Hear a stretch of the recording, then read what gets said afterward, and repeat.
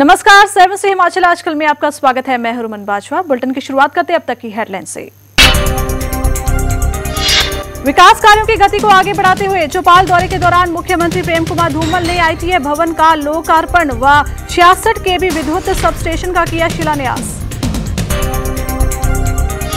पूर्व मुख्यमंत्री व मंडी से सांसद वीरभद्र सिंह ने चुनाव प्रचार कमेटी से इस्तीफा देने के बाद शुरू की आर पार की निर्णायक जंग।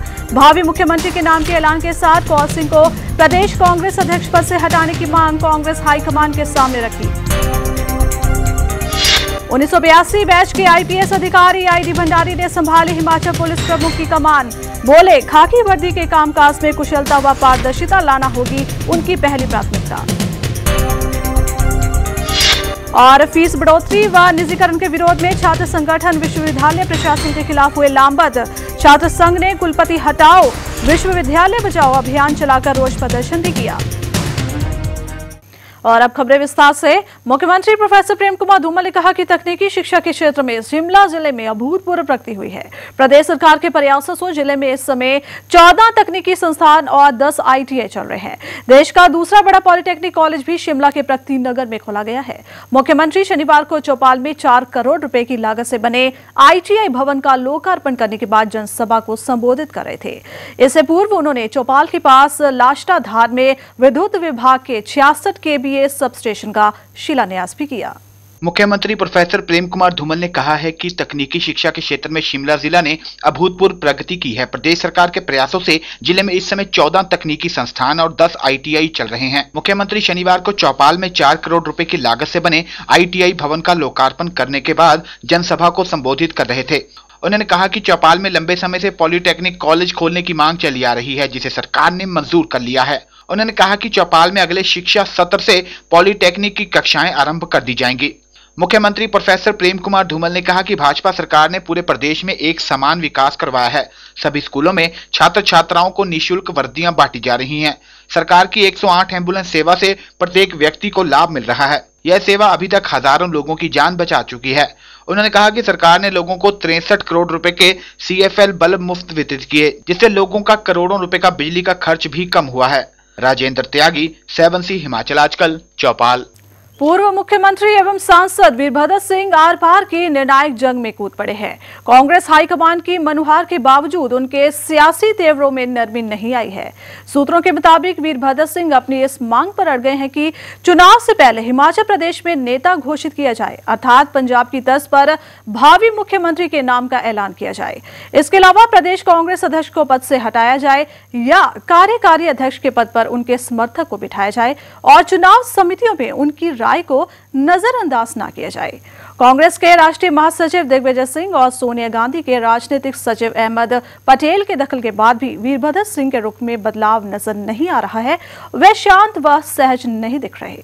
दिल्ली दरबार में कांग्रेस अध्यक्ष सोनिया गांधी के राजनीतिक सचिव अहमद पटेल और कांग्रेस महासचिव दिग्विजय सिंह वीरभद्र सिंह के मित्रों में गिने जाते हैं। दोनों नेताओं ने वीरभद्र सिंह से सुलह सफाई की कोशिश की, लेकिन फिलहाल बात बनती नजर नहीं आई।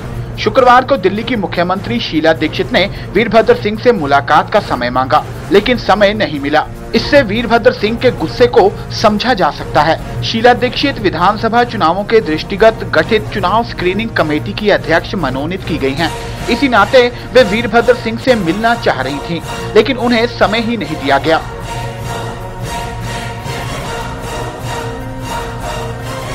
सूत्रों के अनुसार वीरभद्र सिंह ने अहमद पटेल और दिग्विजय सिंह को साफ शब्दों में अपने इरादे जाहिर कर दिए। उन्होंने कहा कि आला कमान उन्हें गंभीरता से ले और बार बार अपमान करने से बचे। उन्होंने चुनावों से पहले हिमाचल प्रदेश में नेता घोषित करने की मांग रखी।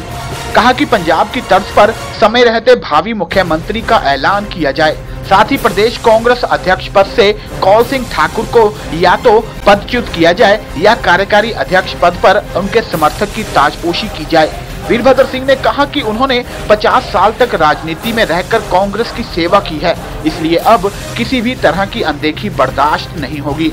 उन्होंने कहा कि चुनाव में टिकटों की बंदरबाट के बजाय जिताऊ उम्मीदवारों को प्राथमिकता दी जानी चाहिए और इस मुद्दे पर उनकी राय को अहमियत दी जाए।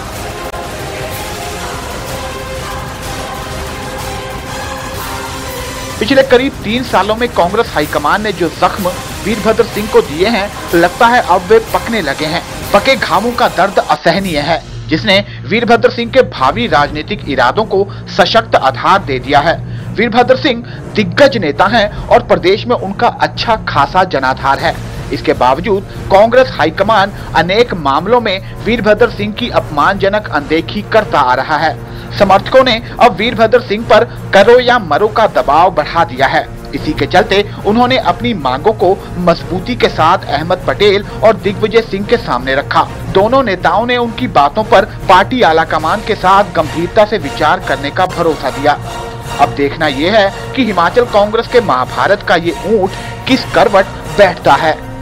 खुशहाल सिंह, 7C हिमाचल आजकल, शिमला। हिमाचल प्रदेश मंत्रिमंडल ने 20 साल का नियमित सेवाकाल पूरा कर चुके चतुर्थ श्रेणी कर्मचारियों को अतिरिक्त वेतन वृद्धि देने का निर्णय लिया है। इससे विभिन्न विभागों के 23,000 से अधिक चतुर्थ श्रेणी कर्मचारी लाभान्वित होंगे। मुख्यमंत्री प्रोफेसर प्रेम कुमार धूमल की अध्यक्षता में हुई मंत्रिमंडल की बैठक में जनजातीय क्षेत्रों में सेवारत कर्मचारियों को जनजातीय भत्ता 200 रुपए से बढ़ाकर 300 रुपए करने का भी फैसला लिया गया।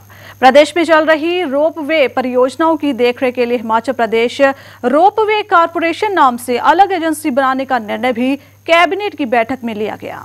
मुख्यमंत्री प्रोफेसर प्रेम कुमार धूमल की अध्यक्षता में आयोजित मंत्रिमंडल की बैठक में 20 वर्ष का नियमित सेवाकाल पूरा कर चुके चतुर्थ श्रेणी कर्मचारियों को अतिरिक्त वेतन वृद्धि देने का निर्णय लिया गया है। कर्मचारियों की यह मांग काफी लंबे समय से चली आ रही थी।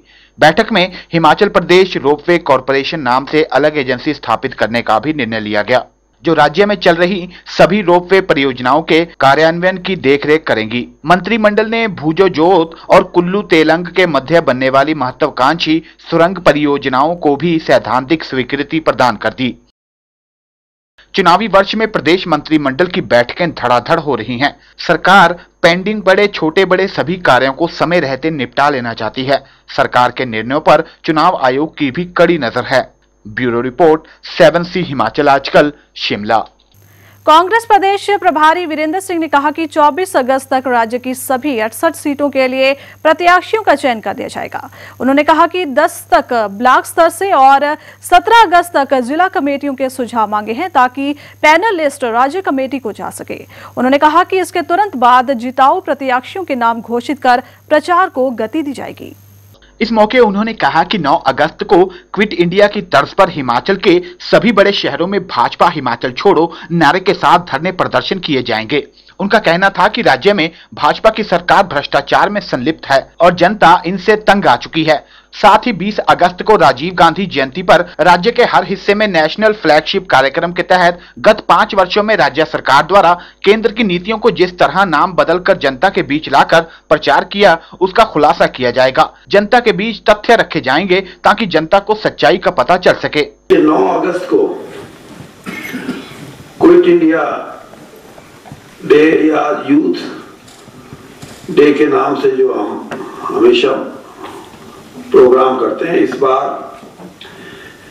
प्रदेश कांग्रेस कमेटी ने यह फैसला किया कि प्रदेश के हर बड़े शहर में, चाहे डिस्ट्रिक्ट हेडक्वार्टर है या और बड़े शहर हैं, उनमें हम भाजपा हिमाचल छोड़ो, जैसे क्विट इंडिया की बात थी, इसी तरीके की इसी तर्ज पे हमने ये एक विरोध प्रदर्शन करेंगे। चौधरी ने कहा कि राज्य में चुनावों को गर्माहट देने के लिए अगस्त माह में शिमला में ही सोनिया गांधी की विशाल रैली की जाएगी। इसके अलावा प्रदेश भर की पंचायतों में चुनकर आए कांग्रेस समर्थित करीब 14,000 जनप्रतिनिधियों का महासम्मेलन किया जाएगा। इस कार्यक्रम में विशेष रूप से राहुल गांधी को आमंत्रित किया जाएगा। उन्होंने कहा कि इस बार कांग्रेस भाजपा के मिशन रिपीट को चकनाचूर कर देगी, जिसके लिए माइक्रो लेवल पर रणनीति बनाकर जनता को कांग्रेस के साथ जोड़ा जाएगा। इलेक्शन को और तेजी देने के लिए एक श्रीमती सोनिया गांधी की बड़ी रैली चुनाव का ऐलान होने से पहले हम हिमाचल में करेंगे। कांग्रेस के उम्मीदवारों का चयन जल्दी हो, उसकी प्रक्रिया हमने शुरू कर दी है। 10 तारीख तक ब्लॉक कांग्रेस कमेटी 68 की 68 सीटों पे अपनी सिफारिशें जिला कांग्रेस कमेटी को भेजेंगी। विजेंद्र चौधरी यहां 2 अहम बैठकों में शामिल होने के लिए पहुंचे थे। बैठक में यह भी निर्णय लिया गया कि विधानसभा के मॉनसून सत्र के दौरान कांग्रेस विधानसभा का घेराव करेगी। उन्होंने कहा कि कांग्रेस की चार्जशीट भी तैयार हो चुकी है और जल्द ही इसे राष्ट्रपति को सौंपा जाएगा। जगमोहन शर्मा, 7C हिमाचल आजकल, शिमला। वरिष्ठ आईपीएस अधिकारी आईडी भंडारी प्रदेश के नए पुलिस प्रमुख बनाए गए हैं। भंडारी 1982 बैच आईपीएस अधिकारी हैं और वे अभी तक डीजीपी जेल और सीआईडी के पद पर तैनात थे। वे डीएस मनहास का स्थान लेंगे। वर्तमान डीजीपी डीएस मनहास 31 अगस्त को रिटायर हो रहे हैं। वे लंबे अवकाश पर चले गए हैं। शनिवार को भंडारी ने पुलिस प्रमुख का पदभार ग्रहण किया। इस दौरान पुलिस मुख्यालय में उनको गार्ड ऑफ ऑनर भी दिया गया। वरिष्ठ आईपीएस अधिकारी आईडी भंडारी ने शनिवार को नए पुलिस महानिदेशक का पदभार ग्रहण किया। भंडारी को डीएस मनहास के स्थान पर लगाया गया है। मनहास 31 अगस्त को रिटायर होने वाले हैं और वह लंबी छुट्टी पर चले गए हैं। सरकार ने आईडी भंडारी को कार्यकारी पुलिस महानिदेशक बनाया है और वह 31 अगस्त के बाद स्थायी तौर पर इस पद को संभालेंगे। 1982 बैच के आईपीएस अधिकारी आईडी भंडारी अभी तक डीजीपी जेल व सीआईईडी के पद पर तैनात थे। वह कुशल पुलिस अधिकारियों में गिने जाते हैं। पदभार ग्रहण करने के बाद मीडिया से बातचीत करते हुए आईडी भंडारी ने कहा कि पुलिस के कामकाज में कुशलता व पारदर्शिता लाना उनकी प्राथमिकता रहेगी। इसके अलावा अपराध और नशीले पदार्थों के कारोबार पर अंकुश लाने के भी विशेष प्रयास किए जाएंगे। प्राथमिकता तो यही है कि हमारी पुलिस फोर्स एक ट्रांसपेरेंट हो और एफिशिएंट हो, इफ़ेक्टिव हो, प्रभावशाली तरीके से लोगों की सर्विस करे। तो बाकी हिमाचल प्रदेश में जो मेन प्रॉब्लम्स हैं वो तो बिसाइड जो नॉर्मल क्राइम है, एक तो यही है कि नारकोटिक्स की प्रॉब्लम है, दूसरे एक्सीडेंट्स बहुत ज़्यादा हैं। तो इन 2 चीज़ों पे हमारा थोड़ा ज़्यादा ध्यान रहेगा। बाकी अब साइबर क्राइम बढ़ रहा है, इस पर थोड़ा कंट्रोल करने की। बाकी सारा क्राइम जो है वो तो ट्रेडिशनल नॉर्मल क्राइम है, उसको तो ज़्यादा अच्छी तरह से इफेक्टिवली टैकल करने की कोशिश करें। ब्यूरो रिपोर्ट, 7C हिमाचल आजकल, शिमला। इसी के साथ फिलहाल वक्त हो चला एक ब्रेक का। बने रहिए 7C हिमाचल आजकल के साथ।